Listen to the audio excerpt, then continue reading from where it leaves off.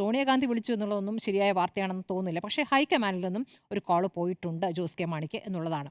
Jose K മാണിയെ സംബന്ധിച്ച് അല്ലെങ്കിൽ കേരള കോൺഗ്രസ് മാണി വിഭാഗത്തെ സംബന്ധിച്ച് സ്വാഭാവികമായ സഖ്യം എന്ന രീതിയിൽ യു.ഡി.എഫിലേക്ക് വരാനുള്ള സാധ്യതകളാണ്. ഇനി ഇപ്പുറത്തേക്ക് വന്നാലും അത്ര എളുപ്പമല്ല എന്നൊരു വിഷയം കൂടിയുണ്ട്.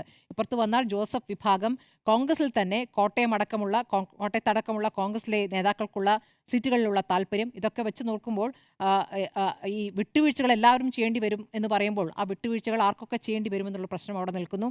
അത് കോട്ടയം, പത്തനംതിട്ട, ഇടുക്കി ഉൾപ്പെട്ട സ്ഥലങ്ങളിലൊക്കെ ഈ പ്രശ്നം ഉണ്ടാകാനിടയുണ്ട്. ഇനി നമുക്കറിയാവുന്ന പോലെ പാലായിൽ നമുക്കറിയാം, അവിടെ ജോസ് കെ മാണിയുടെ എതിർപ്പിനെ തുടർന്നാണ് ബിനു പുളിക്കക്കണ്ടം ആ കുടുംബം തന്നെ തിരിച്ച് വോട്ട് ചെയ്യും. അവിടെ ഒരു എന്താണ് ഏറ്റവും യങ് ആയ വനിത അവിടെ അധ്യക്ഷയായി വരികയൊക്കെ ചെയ്തിരിക്കുന്നത്. അപ്പോൾ തിരിച്ച് സംഭവിച്ചാൽ എന്ത് സംഭവിക്കും? ജോസ് കെ മാണി എന്ന ഒറ്റ ഫാക്ടറിലാണ് അവർ തെറ്റിപ്പോയത്. അപ്പോൾ അതും ഒരു പ്രശ്നമാണ്. അത്തരം ഈ തദ്ദേശ ഭരണവുമായി ബന്ധപ്പെട്ട വിഷയങ്ങളും അവിടെ നിൽക്കുന്നു. പക്ഷേ ചർച്ചകൾ നടക്കാൻ ഇടയുണ്ട് എന്ന് തന്നെയാണ് ഞാൻ മനസ്സിലാക്കുന്നത്. ഈ ചർച്ചയിൽ ഏറ്റവും പ്രധാനം സഭ എടുക്കുന്ന നിലപാടാണ്. സഭ ആത്യന്തികമായ ഒരു നിലപാട് ഉറപ്പിച്ചു പറഞ്ഞാൽ അതിനെ ಖಂಡಿക്കാൻ ജോസ് കെ മാണിക്ക് സാധിക്കില്ല. ഒരുപക്ഷേ അത് പറഞ്ഞിട്ടാകാം ഒരുപക്ഷേ അടുത്തൊരു തീരുമാനത്തിലേക്ക് പോവുക. നിലവിൽ മറ്റന്നാളത്തെ ഈ സ്റ്റിയറിംഗ് കമ്മിറ്റിയിലും വലിയൊരു തീരുമാനമൊന്നും ഉണ്ടാകാൻ സാധ്യതയില്ല.